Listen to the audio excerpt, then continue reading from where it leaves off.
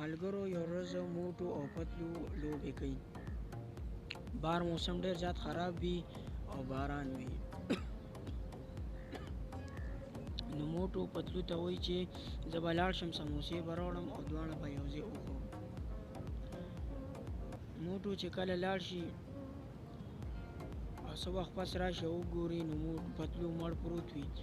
موټو ډیر زیات پریشانه شي او چنګم سر ته کال وکړي او چنګم سر راوغواړي. چنګم سر چې راشي انویسټیګیشن لپاره تپوس کوي چې موټو په کور کې نو دا قتل چا کړی دی، څوک وو په کور کې. موټو ورته ووایي چې په کور کې ګچیټارام، ډاکټر جټکا او بوکسر وو. چنګم سر د انویسټیګیشن لپاره هغې درې واړه راوغواړي او تپوس ترې کوي چې موټو په کور کې نو دا قتل چا وکړو. نو چنګم سر د ډاکټر جټکا نه تپوس کوي چې قتل چا وکړو. ډاکټر جټکا ورته چې ما خپل ایکسپیریمنټ کوم، ما ته پته نه لګي، زه ته نه یم خبر. ګچیټارام ورته چې ما خپل کتاب پړاوه، زه پای کې مصروف وم، ما ته پته نه لګي. او بوکسر ورته وایي چې ما بوټو لوبه ورکولې، زه ته نه یم خبر. چنګم سر ډېر زیات رن شو خو څه پته یې ونه لګېده. اوس تاسو دا پته لګول پکار دی چې دا قتل چا کړی دی.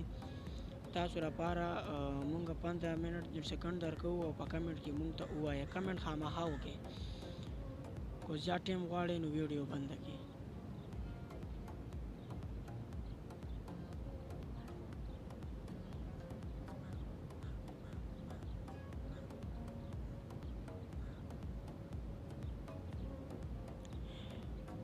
چنګم سر بوکسر گرفتار کی ځکه چې دا قتل بوکسر کړی وي.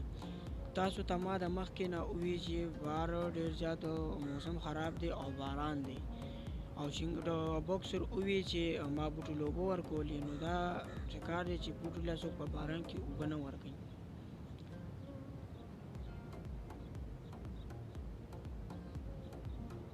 ملګرو که تاسو زمونږ دا ویډیو خوښه شوې وي او دا کهاني ستاسو خوښه شوې وي نو زمونږ دا چینل دا سبسکرایب کړئ او بیل آیکن دبا کړئ چې مونږ کومه ویډیو اپلوډ کوو چې تاسو مخکې ګورئ.